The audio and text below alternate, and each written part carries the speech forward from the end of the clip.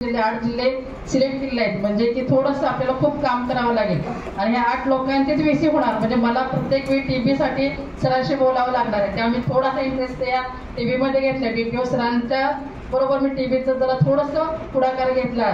त्याच्यानंतर आपण आपला जिल्हा काय सिलेक्ट केला तर आपल्यामध्ये लो टेस्टिंग आहे, डेथ रेट आपला जास्त आहे, इन्सिडेंट जास्त आहे, प्रिव्हॅलन्स पण नवीन न्यू केसेस आणि ओल्ड केसेस हे पण जास्त आहे.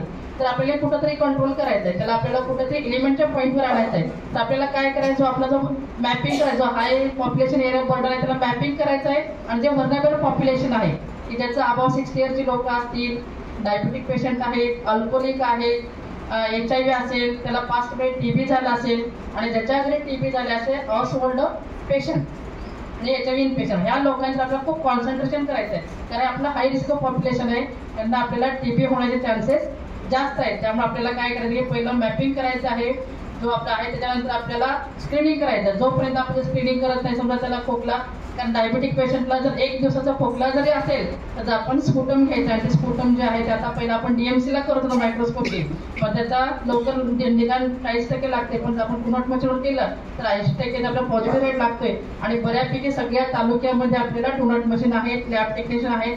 त्यामुळे आपलं स्पुटम त्या ठिकाणी पाठवायचं आहे आणि त्याच्याबरोबर आपल्याला त्या निश्चय पोर्टलवर भरायचं आहे. आपलं काय होतं की आपण काम करतो पण निश्चय पोर्टलवर भरत नाही. त्यामुळे निश्चय आपण आपल्याला ती माहिती भरायची आहे आणि त्याच लोकांचा आपल्याला एक्सरे काढायचा आहे. एक्सरे काढायला पण आपण प्रत्येक तालुक्यामध्ये जेवढे एक्सरे करणारे प्रायव्हेट डॉक्टर होते त्यांना आपण मान्यता दिली आहे. त्यामध्ये लोक आपण पेशंट पाठवले त्या ठिकाणी एक्सरे पण होईल. म्हणजे आपल्याला स्क्रीनिंग करायचं आहे, टेस्टिंग करायचं आहे.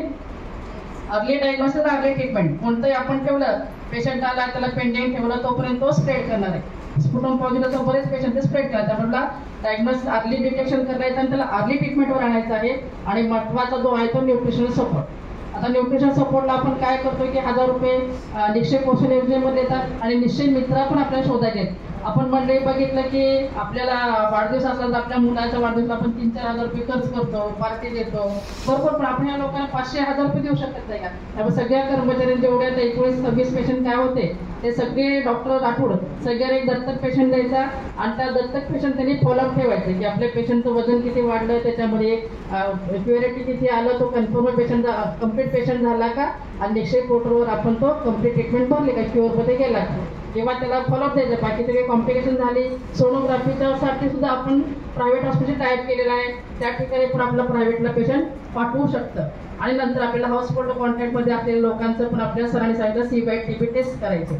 आणि CY/TB टेस्ट खूप सोपी आहे. तुम्ही मंडळी जे रुटीन करता त्या प्रकारेच आपल्याला करायचे. आणि TPT ट्रीटमेंट प्रिव्हेंटिव्ह थेरपी, आपल्याला काय रिफॉर्मेशन असेल तर आपल्याला त्याला 6 महिने द्यायचं आहे. हे मात्र आपण कंपल्सरी द्यायचं. आपण काय करतो, पेशंट शोधतो, त्या पेशंटला पहिली गोळी देतो, नंतरचा फॉलोअपच घ्यायचं, त्याला आपल्याला फॉलोअप घ्यायचं आहे. आणि आता आपल्याकडे ग्राम विकास आराखड्याचं परवामध्ये ट्रेनिंग झालं जिल्ह्याला. तर ह्याच्यामध्ये आपल्याला काय की प्रत्येक ग्रामचं सरपंच मॅडम आहेत, प्रत्येक ग्रामपंचायत आपला निधी येतो माहिती आहे तुम्हाला. आपण आराखडा तयार करतो. आराखडा काय तयार करतो मॅडम, की रस्ते बांधणे असे करतो. त्यापेक्षा आपल्याला न्यूट्रिशन प्रोटीन द्यायचं आहे. ह्या लोकांना ज्यांना संशयित म्हणजे कन्फर्म TB असतील किंवा जे एक्सपोजर होणार आहे त्यांना आपल्याला न्यूट्रिशन सपोर्टसाठी प्रोटीन द्यायचं आहे. आदरणीय सीओ मॅडमचं असं मत आहे की अंडे आपल्याला 5-6 रुपयाला एक भागामध्ये अंडा मिळतं. अंड्यामध्ये प्रोटीन भरपूर आहे आणि ते जर आपण दिवसाला त्यांना 4 अंडे दिले तर त्या लोकांची प्रोटीन भेटलं जाते आणि त्याची प्रतिकारशक्ती करून डिसीज लवकर येऊन मदत होते. त्यामध्ये तुमच्या गावामध्ये जास्त पेशंट असतील, लोकसंख्या खूपपैकी जास्त आहे, असं प्लॅनिंग करावं, ग्रामपंचायत सांगावं. आणि आपल्या आशामार्फत त्या लोकांना आपल्याला अंडी पोस्ट करायचे. सोयाबीन असेल, मुळलेली मटकी असेल, पालेभाज्या असतील, हे सगळे पदार्थ त्या लोकांना आपल्याला खाऊ घालायचे आहेत. आणि त्यांचं प्रिव्हेंटिव्ह मेजर जे असतील त्यांच्याकडे त्यांचं पण आपल्याला कॉन्टॅक्टमध्ये जे पेशंट आहेत त्यांचं पण आपल्याला प्रिव्हेंटिव्ह करायचं आहे. आणि हे सगळं एक डॉक्टर राठोड किंवा डॉक्टर मुंडे नाही करू शकतात, आपली टीम वर्क आहे.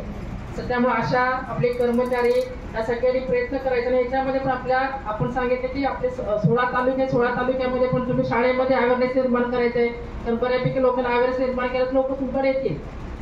आणि सोशल स्टिग्मा जो आहे तो आपल्याला कमी करायचं आहे. काय होतं की लोकांना TB झालाय, लेप्रोसी झालाय म्हणजे लोक खूप घाबरतात. त्यामुळे कॉन्फिडन्स तुम्ही ठेवायला पाहिजे. ह्या व्यक्तीला TB आहे, त्याच्या घरापुरतं तुमचं रिपोर्टिंग पुरतं द्या, म्हणजे पब्लिसिटी नाही. आमच्या इकडे झालं त्याला TB झालं असं पब्लिसिटी नाही करायचं आपल्याला. म्हणजे अवेअरनेस वाढवायचं आणि सोशल स्टिग्मा आपल्याला कमी करायचं आणि तुमच्या प्रत्येक शाळेमध्ये अवेअरनेस करून त्यांची प्रश्नमंजुषा घ्यायची आहे, रांगोळी स्पर्धा घ्यायची आहे, निबंध स्पर्धा असेल ते घ्यायचं आहे आणि त्यात आपल्याला प्रत्येक तालुक्यामध्ये 3 नंबर काढायचे आहेत. त्याचं बक्षीस आपण आपल्या मार्फत सगळ्या 16 तालुक्यामध्ये देणार आहे. म्हणजे आपल्याला अवेअरनेस वाढेल आणि लोकांची ऐच्छिक तपासणी सीबीआय टीबी पण वाढली पाहिजे. लोकांनी जे डायबिटिक पेशंट आहेत त्यांनी पण आपली सगळी स्वतः तपासणी करून घ्यायची. त्यामुळे हा आपल्याला 24 मार्चपर्यंत घ्यायचं. हे जे आपल्याला रँकिंग येईल किंवा जिथे नंबर येतील लोकांचे त्या लोकांना पण आपण 24 मार्चला जो आपल्या जागतिक टीबी दिन आहे त्या दिवशी आपण त्यांना बक्षीस वितरण समारंभ आदरणीय सीओ मॅडम असतील, कलेक्टर सर असतील यांच्या मार्फत प्लॅनिंग करणार आहोत. आणि जे आपले कर्मचारी आहेत मेडिकल ऑफिसर असतील, एनएम असतील, एचए अशा यांचे पण आपण 3 नंबर काढणार आहोत. आणि 24 मार्चला हा आपण मोठा कार्यक्रम घेणार. त्यामुळे सगळ्यांनी काम करायचं आणि विशेष म्हणजे आपल्याला बक्षीस मिळवून काम करायचं नाही, आपण लोकांना प्रिव्हेन्शन करायला आहे. नॅशनल टीबी एलिमिनेशन आपल्याला वाढायचं आहे.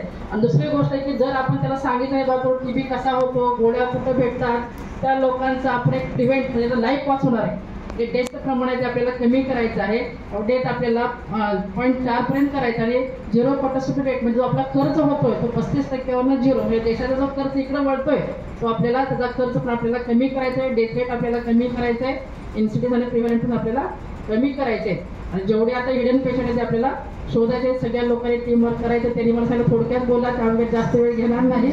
आणि जे आज मंडळी आले त्यांनी खरं घाबरून